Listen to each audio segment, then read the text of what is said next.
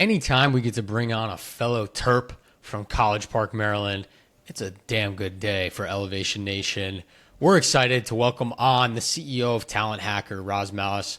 Welcome to Elevation Nation, brother.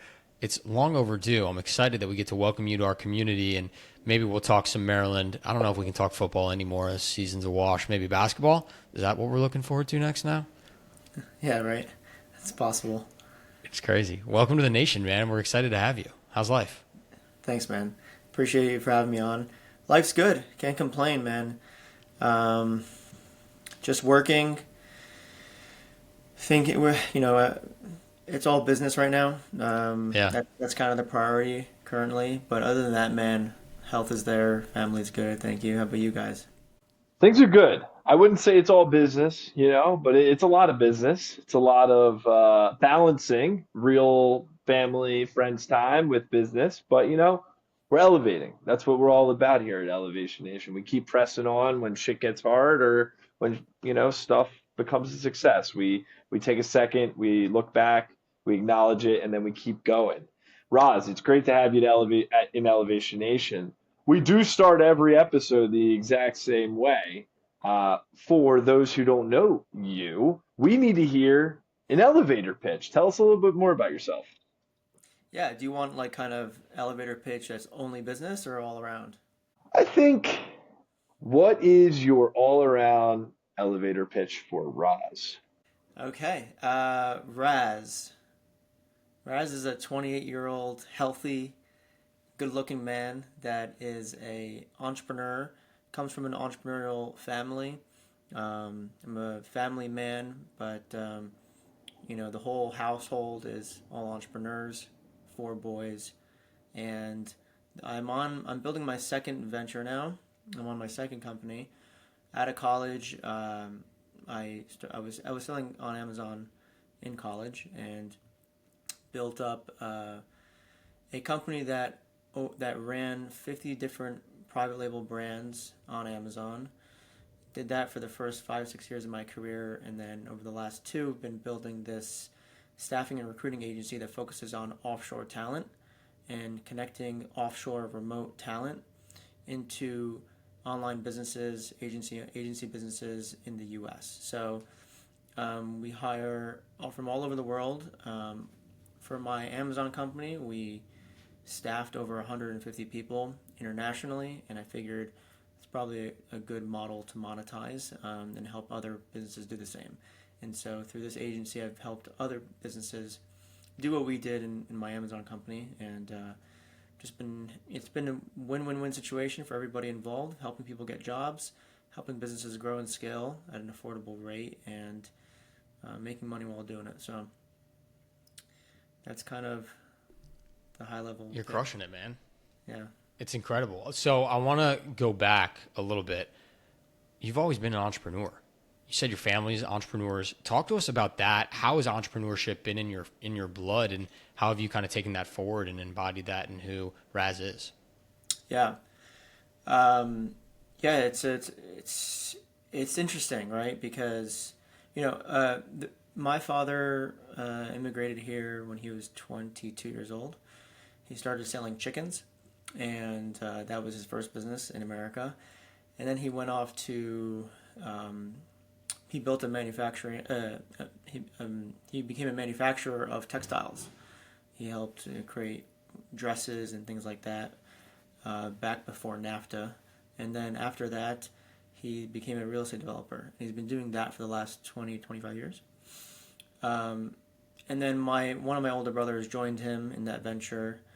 And then, yeah, it's just always been like in our blood. Like, I didn't go to college with the intention of getting a job afterwards. I went to college with the intention of building up a network, learning about myself and who I am, my social skills and communication skills, and then figuring out how I could build a business thereafter. When I was graduating college, e-commerce was booming.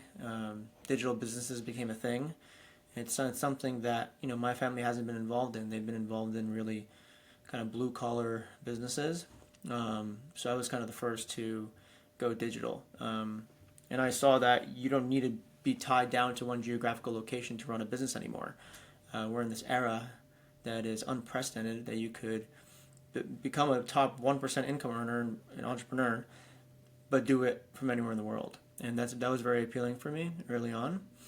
I graduated like in 2019, so I didn't know office work to be, from when I graduated. I graduated started building through COVID. So, yeah, I mean, it's great to be around entrepreneurs all my life, and even as I'm building, it's incredibly helpful, and it's priceless to have my family around me to talk to about the problems I'm going through. I have my problems, they have their problems, and we kind of are able to talk through them and get really valuable insight both ways. So it's been great.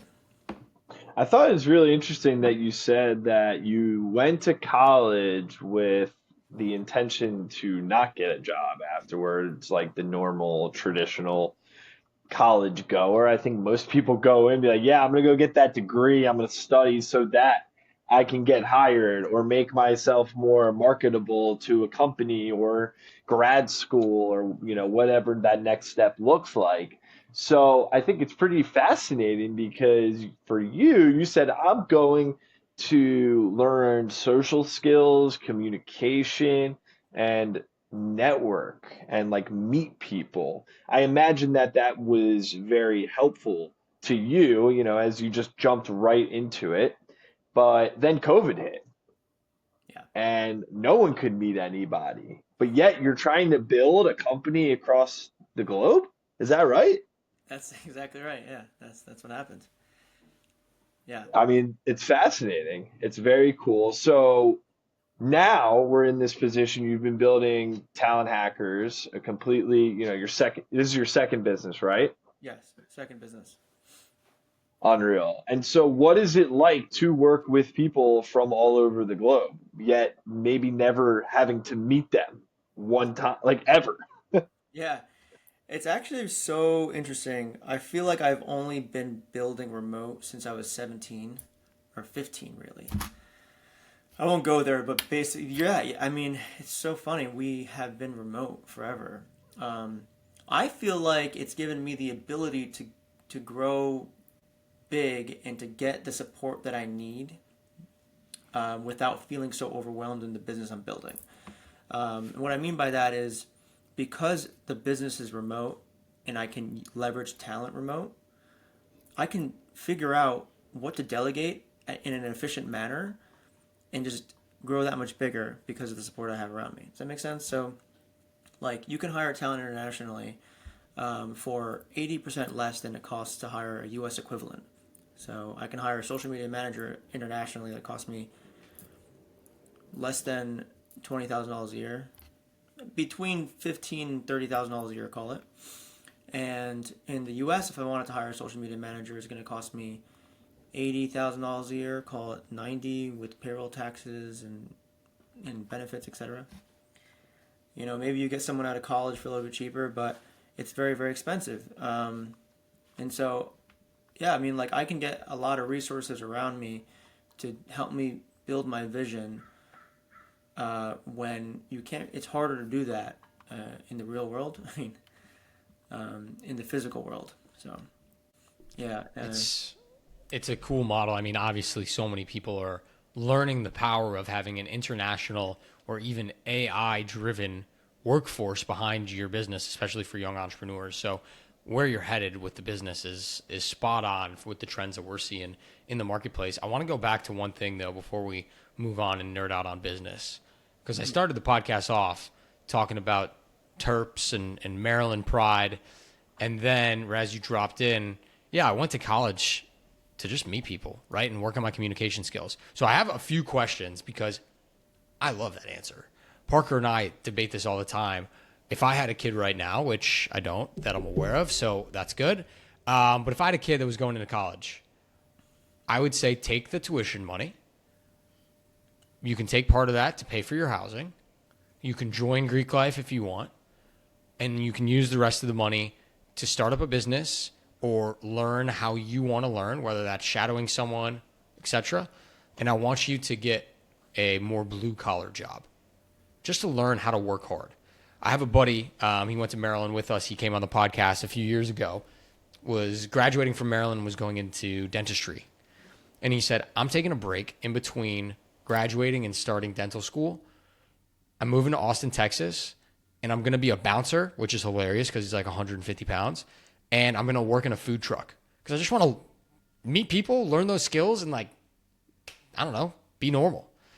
And so I think that mindset is becoming more and more common as we see AI taking so many of the white collar jobs. We're now needing to rethink how we educate our young people. So I'm curious, to go full circle, you obviously took a different path with what you wanted to do after school. If you had a kid that said, Dad, I'm ready to commit to University of Maryland, what would you advise them to do? So this is it's funny you're asking this question because I have a little brother who's 17, a senior in high school, and he's deciding whether or not he wants to go to college. And I don't even know if I should if I should say this. It's that answer I gave you was because of a lot of the things I've been discussing internally within my family right now. This is like in real time what's going on. The answer is this: if you have a reason to go to college, right? And if you have a reason to go and study a particular subject, and you need to go to college in order to get to that career, you then go to college. 100%. You know you want to be a doctor. You know you want to be a lawyer. You know you want to be a dentist. You know you want to be an engineer. You have to go to college. You can't just shadow someone and get there. No, you need a degree. But if you're 17 years old and you're a senior in high school, you don't know what you want to do yet, you may still want to go to college and maybe figure it out in those gen ed classes in the first semester, the second semester. But you risk getting stuck in college and getting complacent in college and staying in college just because mommy and daddy want you to be there and they're paying for it. And you get carried away with the Greek life or the social life, and the academic life fades. The academic reasons start to fade. That's very dangerous for a certain type of personality, because what can happen is you can develop these poor habits over the 4 years that you're there that can stick with you long term. Now, you can also develop on the inverse great habits that can stick with you, and it can be very good for you. It just depends on where your head is at. Ultimately, the person who's making the decision has to make a decision. But what I'm trying to eliminate is this old traditional mindset of everyone has to go to college. That's it. No rationale behind it. This is the way it goes. You have to go to college. Why? It could be bad for you. Some kids can get involved in the wrong circles, and it could be bad for them long term. I'm not saying I didn't make the best decisions in college. Dude, these are great points. I think, sorry, I want to jump in because I'm fascinated on this topic. I was talking with my grandma, right? She's 94 the other day. Love her. She's incredible. We were talking about her college experience, and she said, yeah, I went to college to find a husband. Everyone got engaged by sophomore year. I said, what was your major? She said, home economics. Home economics. She went to learn how to run a home. Back then, that was normal. That blows my mind now, but back then that was normal. That was on the curriculum? Education. Yeah. Home economics. Major from Purdue. If you put down the curriculum today, there will be riots. Right? But back then, I think it's a great class, by the way. I just got to say that. I think that's a fantastic class. And guess what? Yeah. It can even apply to men. It's not just for women. 100%. I don't know how to run a home. It's tough to run a home, man. So my point being is different generations had different expectations for college, right? So that was our grandparents' generation. Wild. Social, find a husband, find a wife, whatever it may be. You then go to next generation, our parents. Well, of course you go to college. College is the piece of paper that guarantees you a corporate ladder to climb to the American dream, right? That's what our grandparents did. That's now what our parents did. I get this piece of paper. I can go work at any of these big corporations and climb my way to the top. Makes sense for their generation. So that now has been instilled and passed down to us, saying, of course you have to go get a job. How are you going to guarantee employment? And our generation, I think, is the first major generation that is seeing loyalty is not often guaranteed. We bounce around a lot. And it's because we're doing mass layoffs to bump up stock prices consistently. Mm-hmm. And many of the jobs are being automated through technology or sometimes outsourced. And so for our generation, to your point exactly, us not wanting to go to college is not because we're lazy or because we think we can do better. That might not be the safe bet anymore. So I love this topic. Sorry, I wanted to nerd out on it with you, but I think it's a fascinating point. We can keep going. I mean, like, they're expecting you to get into student debt too, by the way. And by the way, they don't properly explain to 17 and 18-year-olds, which should be illegal, what they're signing this piece of paper for, the loan. They don't teach us financial advice to begin with, financial literacy in high school to begin with. And no one knows what a mortgage actually is until they actually need a mortgage. But student loans, it's like hush hush. Like no one even talks about how a student loan is structured, which is absolutely ridiculous. And these are poor 18-year-olds that are personally guaranteeing these loans. I mean, this is the biggest fraud in America. Just that alone, the misinformation, the communication that they did not do to inform us on how it works at a young age. I mean, it's disgusting. But that's one thing. Anyway, I don't want to get stuck on this topic, but it's a good one. It's certainly a good one. I mean, I think we've had many conversations about it. To be honest, I go back and forth because, if you can't take the money out of it, right? Because you got to pay to go to college, and it's usually very hefty, especially if you choose to go to an out-of-state school or even an in-state school. It's hefty for many. But to your point, Raz, you said you went for the social skills, for the communication, the network. I'm also imagining, similar to myself, it was a place where I felt like I had freedom to be Parker, freedom to learn what it means to be an individual without your parents in like a safe environment, right? There's something nice about that it's almost like the 4 years, which is the stepping stone from childhood to adulthood, where you're on your own, but you're really not. You got people in your corner pushing you along, and you're growing throughout that. And then hopefully by graduation, you're like, all right, I got the skills I need to go conquer the real world. Well, that's why we started Elevation Nation, because we completely realized joining a big corporate job that we had the grades, we had some skills that they wanted. We started the job and we were completely miserable. Right. And so I'm curious, from your perspective, you never went the corporate route. You said you started a business and then you started another business. How are you continuing to flex, though, those people skills, especially when you're running a digital company? That's a really good question, actually. Well, let's start with the corporate route. Are you suggesting that you're going to get those skills just because you join a corporation and you're in office?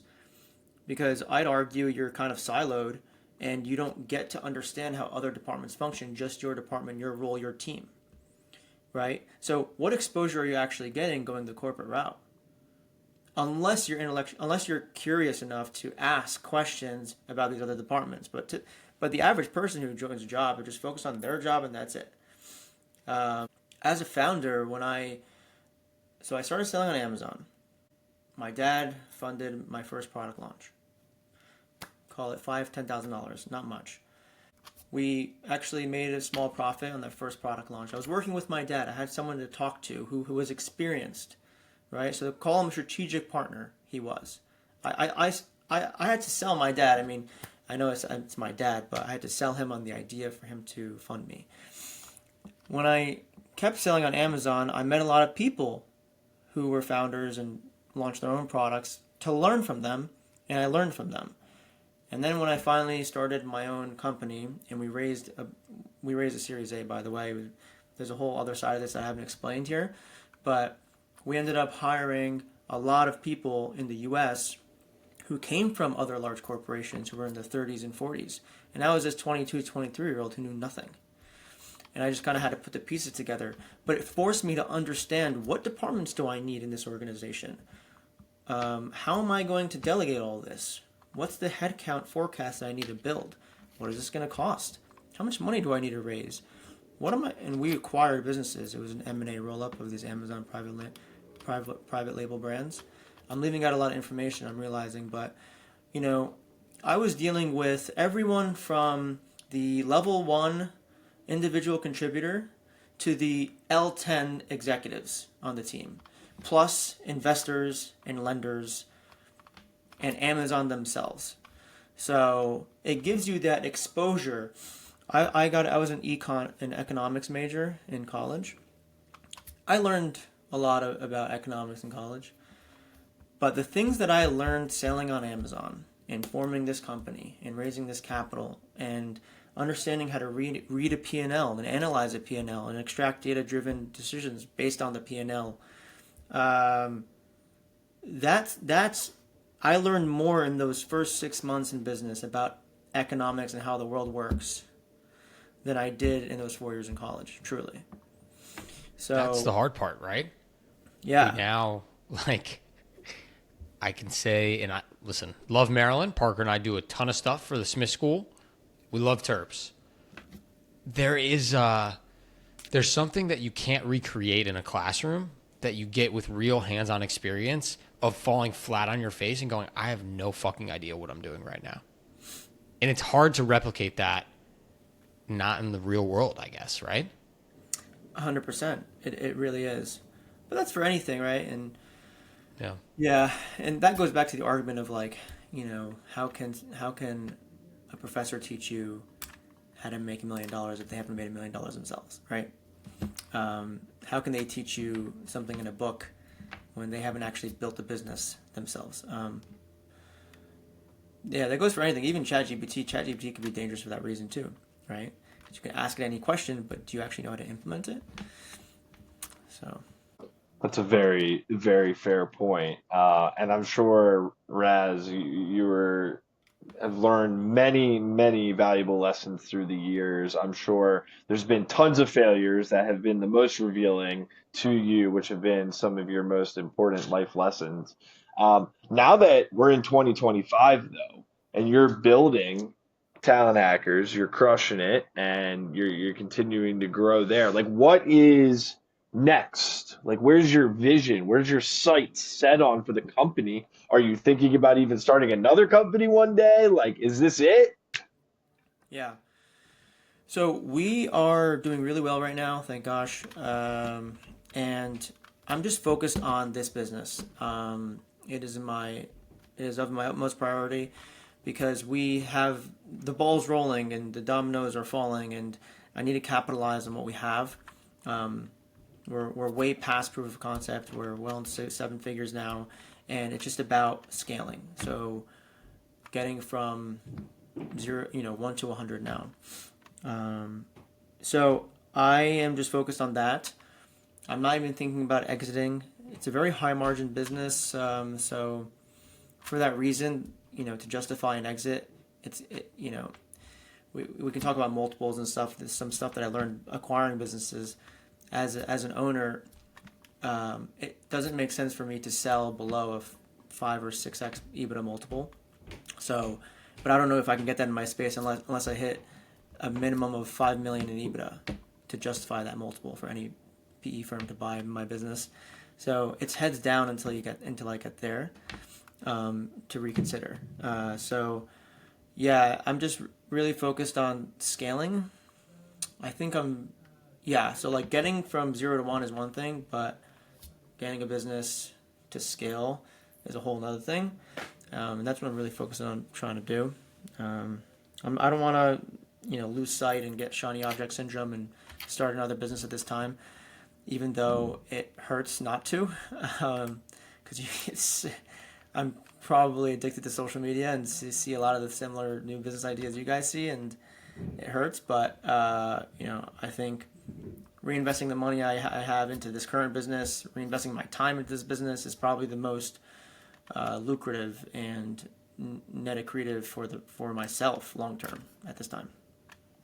it's the entrepreneurial bug that I think all of us have, that passion for making something our own and trying to solve the problem and build it out ourselves is why all of us are obsessed with finding those new businesses. But to your point, sticking and holding true to what you are creating and not leaving too early is huge, right? I can't tell you how many times Parker and I wanted to stop doing Elevation Nation because we didn't know what direction we were headed. Now we get to speak around the country to thousands of people every year.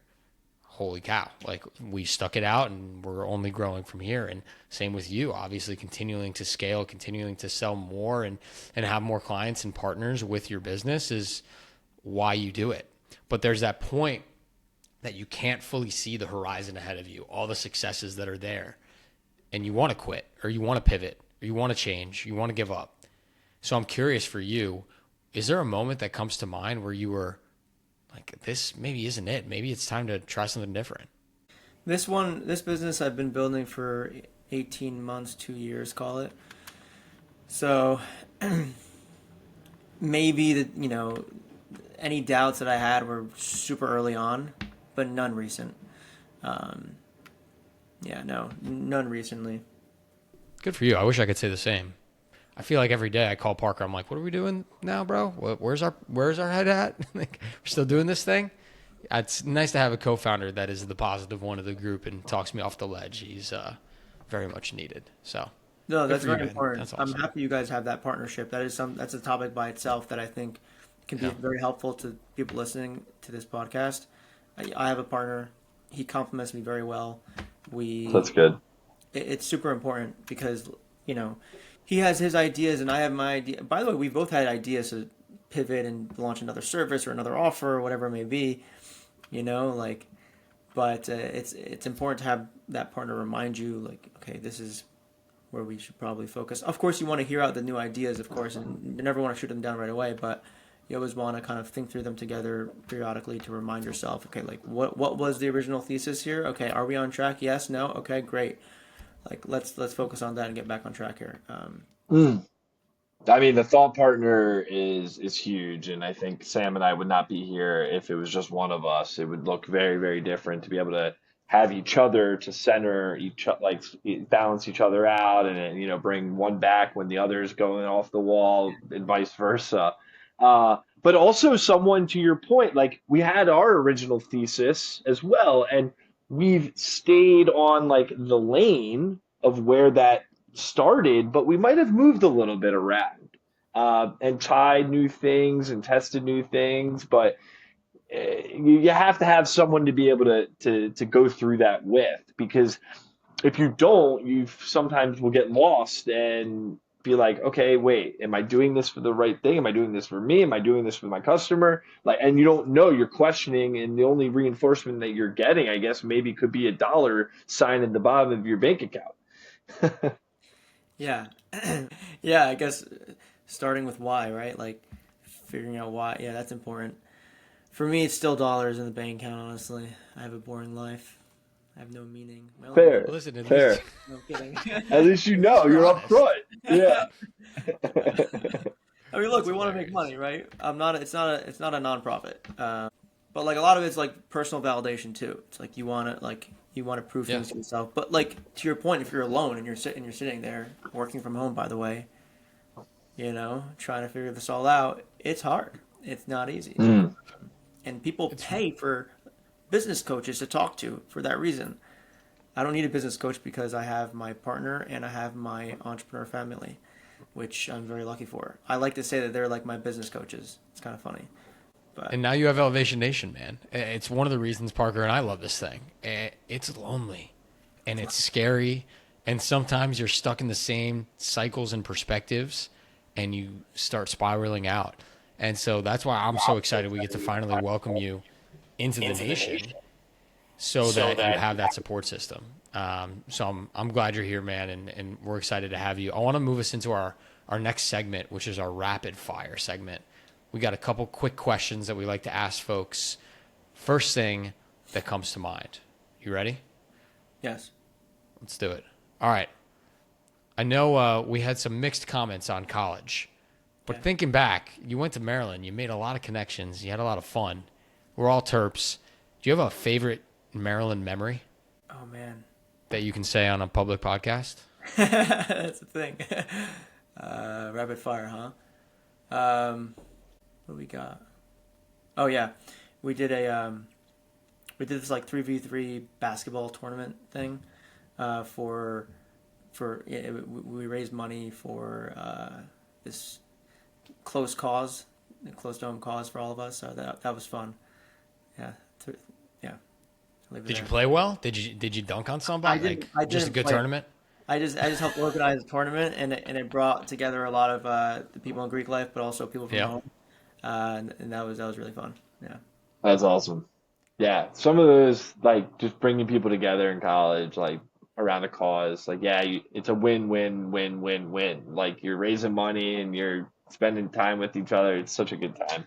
All right, next rapid fire. I'm on the website right now for talent hackers. You guys are hire. I mean, you guys hire roles in so many different types of positions, and I'm sure all around the globe. What's one place where one of the people who work for talent hackers lives that you need to get to one day?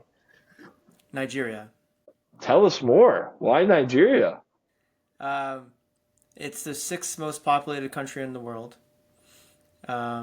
The median age is 19, which means the population of Nigeria has doubled in the last 19 years. They're very tech enabled. Infrastructure is there. A lot of young people that are very hungry to work for U.S. companies to build their resumes. And there's some of the best dev talent in the world, developers.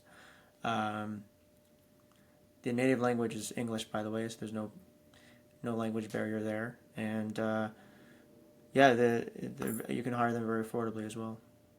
It's a I'm great answer. so that's a great answer. I was not expecting that, but like at the same time, I mean like there's so much out there in the world that like you see through, social media or TV or the news or a book. But like you are on like these people who work in these countries. So you're hearing that culture and you're hearing what their lives are like. And so I look at you and I'm like, damn, you probably have a well-rounded perspective of places that you want to go.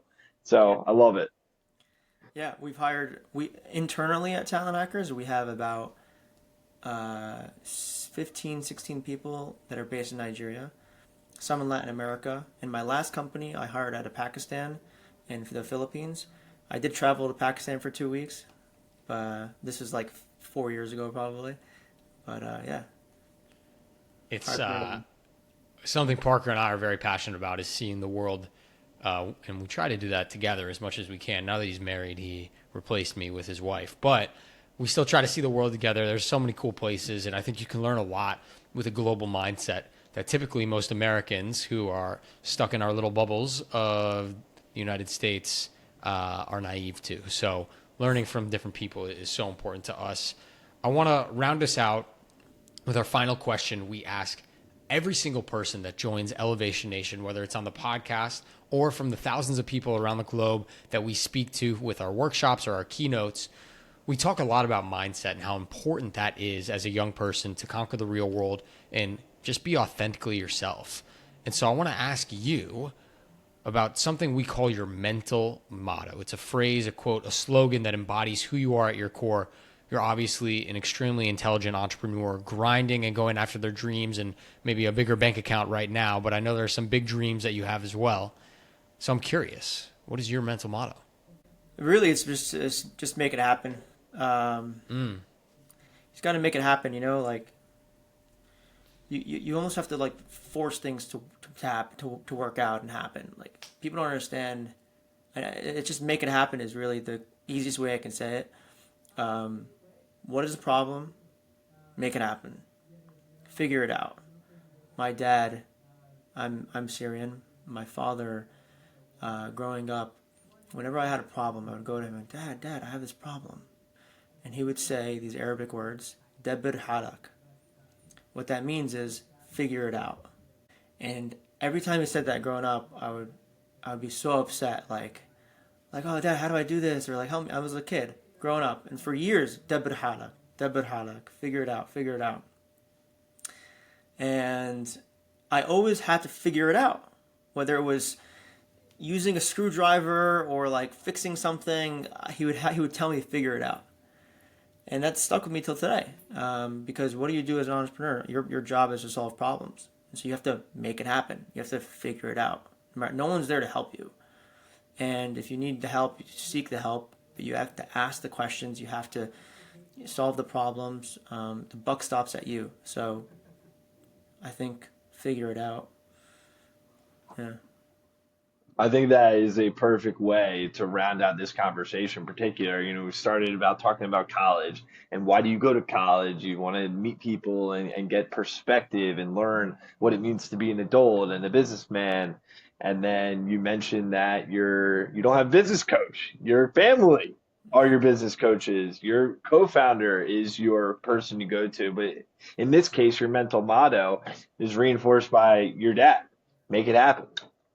Yeah. Go do it. And I think it's figure it out. Like that's what being an entrepreneur is all about. And I think it sheds light, Raz, on your mental fortitude and how you carry yourself each and every day to make your dreams a reality. So on behalf of Sam, myself, Elevation Nation, all listeners, just thank you for joining us and sharing your wisdom, your stories, your perspective, and hey, man, this is just a start. Welcome to Elevation Nation, brother.